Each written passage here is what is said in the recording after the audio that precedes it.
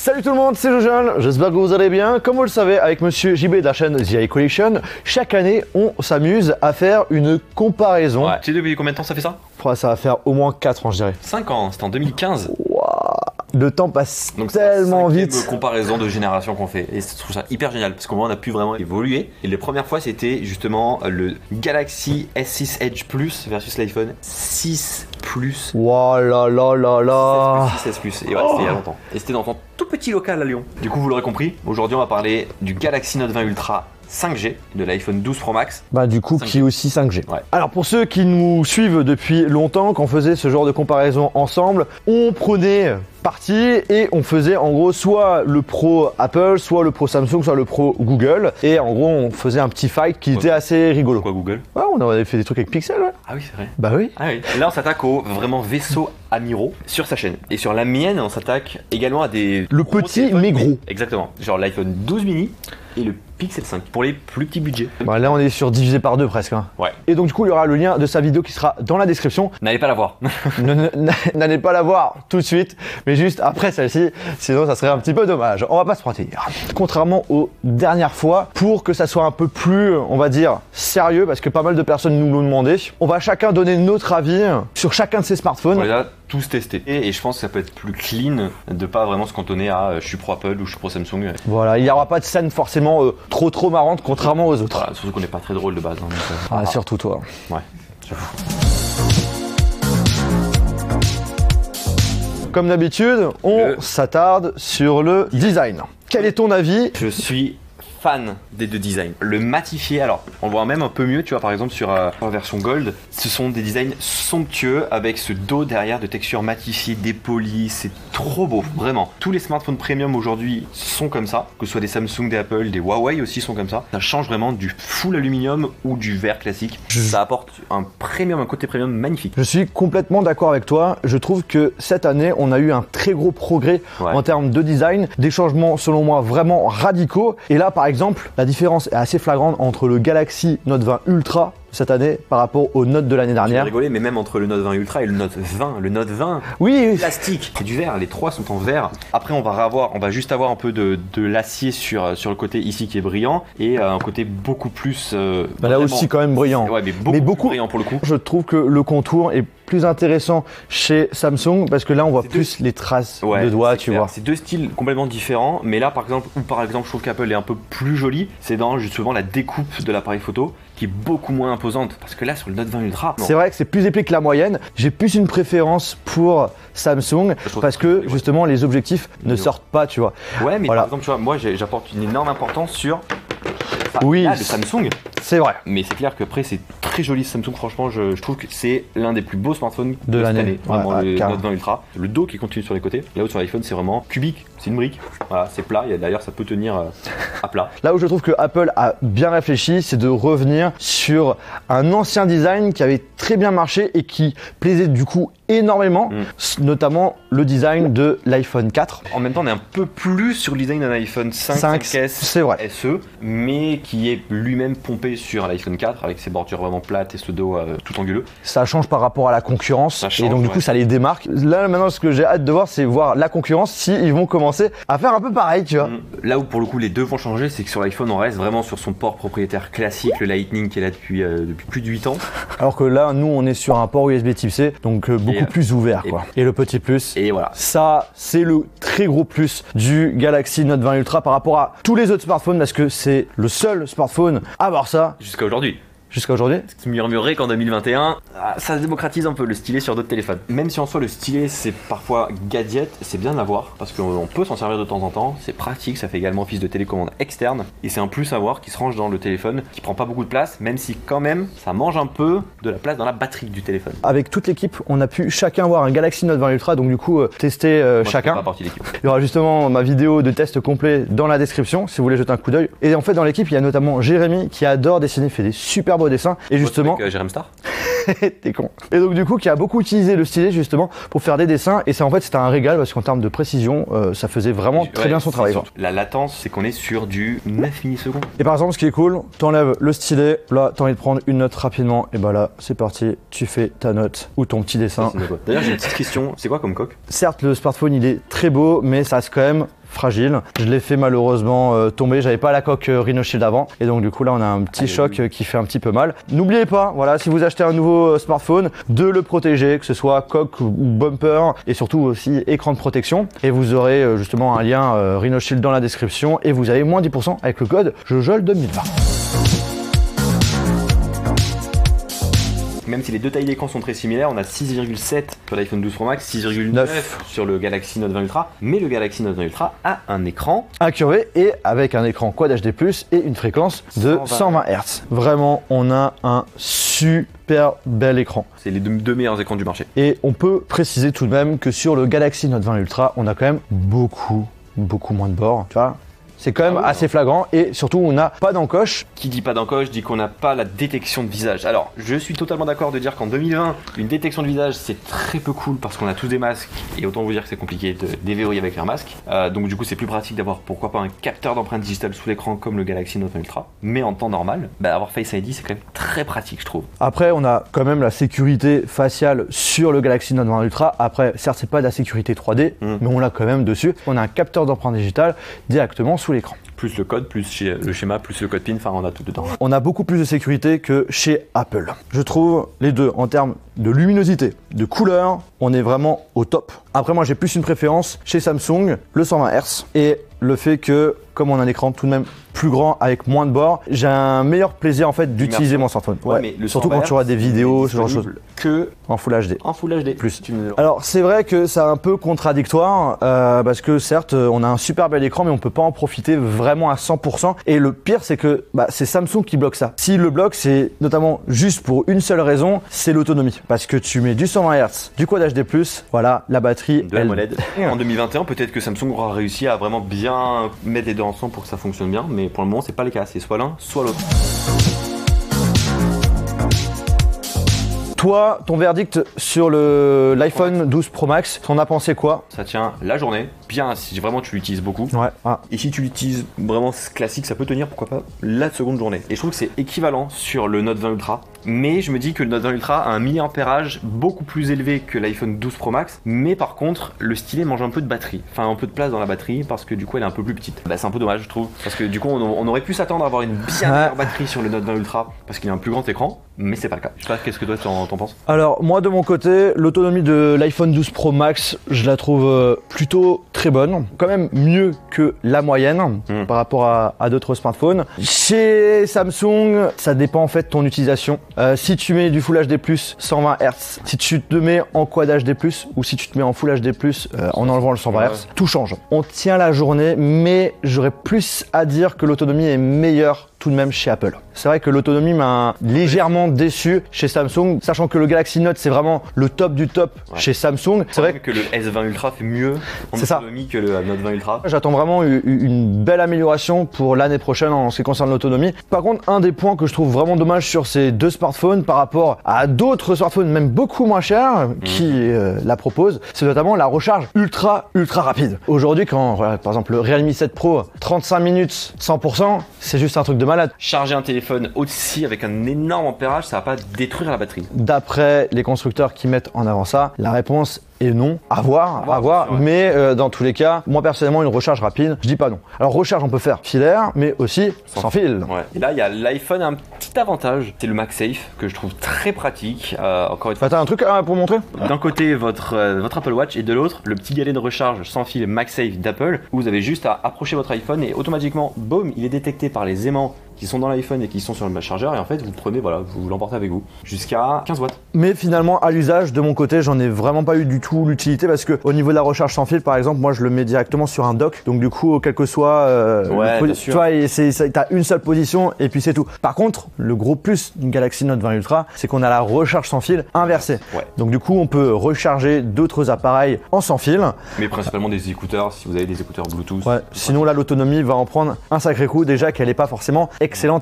Mais l'iPhone ne l'a pas, la recharge inversée, et c'est un peu dommage. Mais je pense que ça va arriver. Ça va arriver, il n'y a pas de raison. C'est obligé. Quand vous achetez un iPhone, vous n'avez pas de chargeur dans la boîte. Vous en avez un pour le moment avec Samsung. Encore une fois, les rumeurs annoncerait que Samsung en 2021 supprime également les chargeurs des boîtes. Beaucoup de marques quand même, quand Apple font quelque chose, ça suit, à voir. Après c'est vrai que pour des raisons écologiques, je pourrais comprendre et je pense que c'est quand même un bon choix pour l'avenir. Après c'est sûr, ça fait quand même des économies, hein, on va pas se mentir. Bon, la grosse différence entre ces deux smartphones, voilà, c'est surtout l'OS.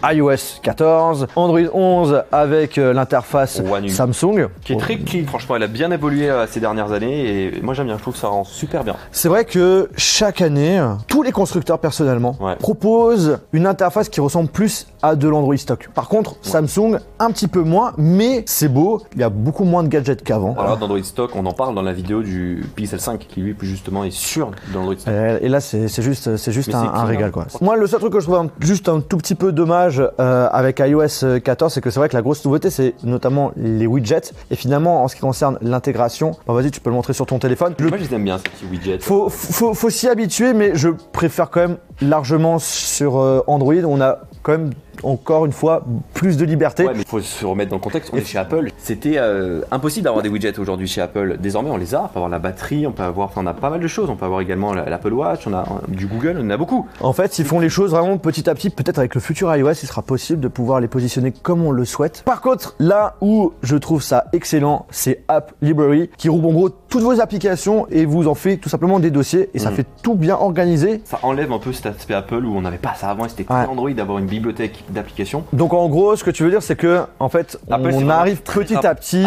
sur du Android. Exactement, ouais. Et même du côté parfois d'Android, on simplifie tellement les choses qu'on arrive un peu aussi du côté d'Apple. Les deux. Aïe Android. Je sais pas. Qu'est-ce que vous en pensez?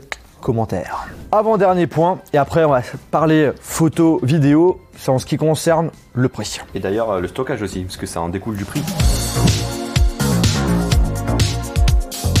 Sur l'iPhone 12 Pro Max, on commence en 128 Go. Après, il y a une option à 256 et 512, mais on ne peut pas augmenter le stockage avec une carte micro SD. Là où sur le Note 20 Ultra, on peut, et on a 256 Go en mémoire interne. Le prix 1309 € et 1259 €. En 128 Go. En 128 Go. Et donc du coup 100 € de plus, je suppose.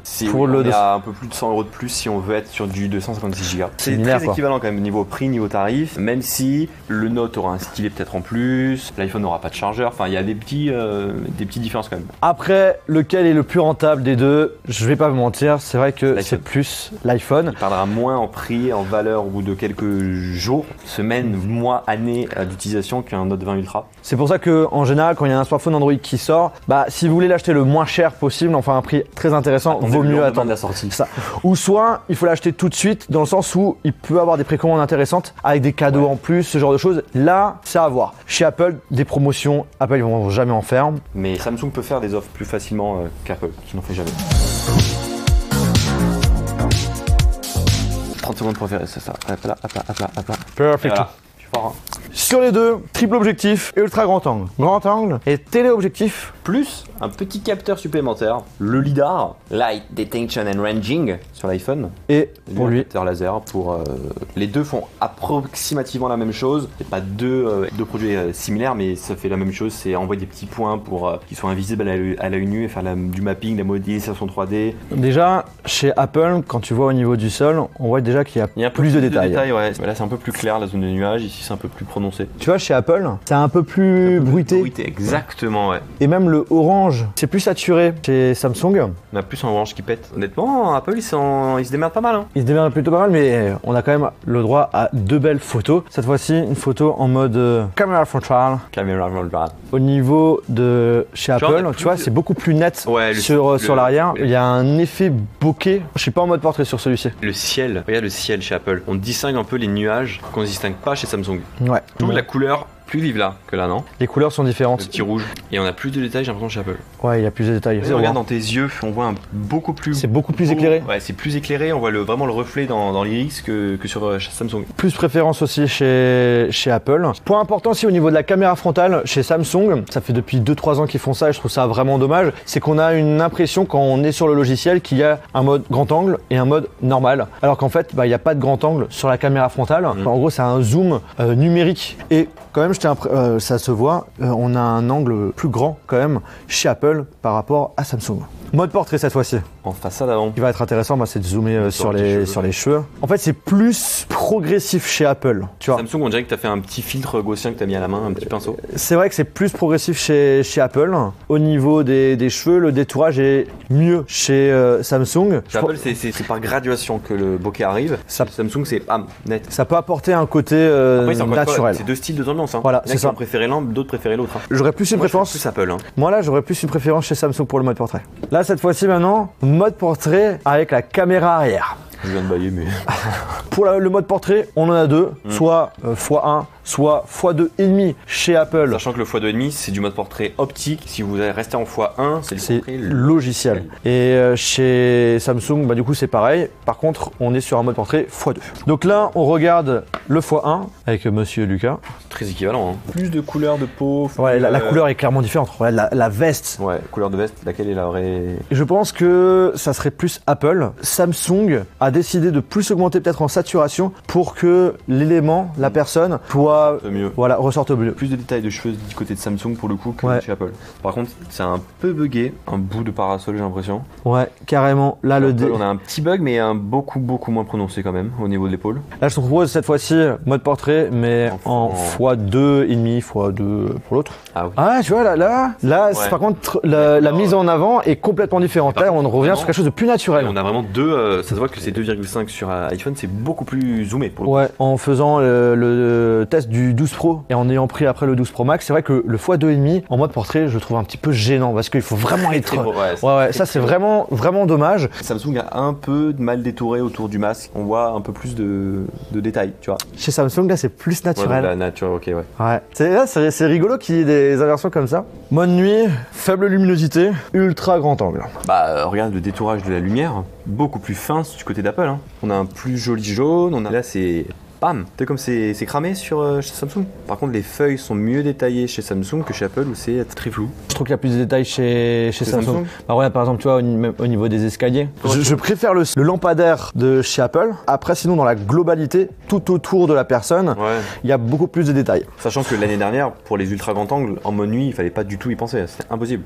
Donc cette année, c'est justement grâce au capteur LiDAR ou au capteur laser où on peut faire du mode nuit. Une photo normale avec le mode nuit. Oh, là, c'est deux colorimétries complètement différentes. Là, on est plus sur du jaune chez Apple. Ouais. Mais encore une fois, c'est une histoire de goût. Hein. Regarde, quand même, un des trucs qui est quand même incroyable, c'est la différence au niveau du ciel. On voit quand même un petit peu des nuages, alors que chez... C'est un dégradé de bleu pur. Même quand tu zoomes sur la S2, c'est beaucoup plus net. Hein. Du coup, en photo, il y a de tout. C'est soit tu préfères Samsung à tel moment, soit tu préfères du Apple à tel moment. Franchement, il n'y a pas de vraiment meilleur l'un que l'autre. Ça dépend des scènes, ça dépend de plein de choses. Donc franchement, c'est très équivalent. En vidéo, quand même, il y a pas mal de différences. Déjà, le gros point positif que nous n'avons pas chez Apple, par exemple, c'est qu'on peut filmer en 8K, s'il vous plaît. Je sais pas si c'est si positif que ça.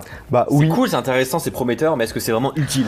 Alors, utile dans deux sens. La première, c'est le fait que, par exemple, quand tu filmes en 8K et que tu as envie qu'il y ait un moment, tu as envie de le transformer en photo, et par logiciel, tu as une photo de super bonne qualité. Mais c'est pas stabilisé. Alors certes, il n'y a pas de stabilisation optique, mais en ayant fait le test justement de la caméra, ça va. Par contre, Apple n'a pas souhaité mettre de la 8K, mais mettre de la 4K HDR Dolby Vision, 60 images par seconde. Sur tous ces objectifs. Et là, on a une colorimétrie, une vidéo, mais qui pète à mort dessus, et c'est très joli. Même si sur Samsung, on a quand même de la 4K 60 fps en capteur classique sur le grand angle. Mais pas l'ultra grand angle. Ça, c'est un petit peu dommage. Les deux stabilisations sont super bonne des deux côtés, outre la 8K, quand on parle de stabilisation optique. Ouais, carrément. Très bien stabilisé. J'ai plus une préférence aussi pour les vidéos vlog avec le Galaxy Note 20 Ultra. Ouais, par rapport à Apple, mais il y a eu chez Apple une nette amélioration. En partie avant, les deux peuvent filmer en 4K 60 fps. Ça c'est de super bonne qualité pour faire des vlogs, c'est cool vraiment. Et tu peux filmer en vidéo mode portrait chez Samsung. Ouais, après c'est souvent dégueulasse, mais tu peux le faire. Et on n'est pas ici pour vraiment tester dans cette vidéo deux produits vraiment purement simplement. Il y a des vidéos sur sa chaîne ou même parfois sur la mienne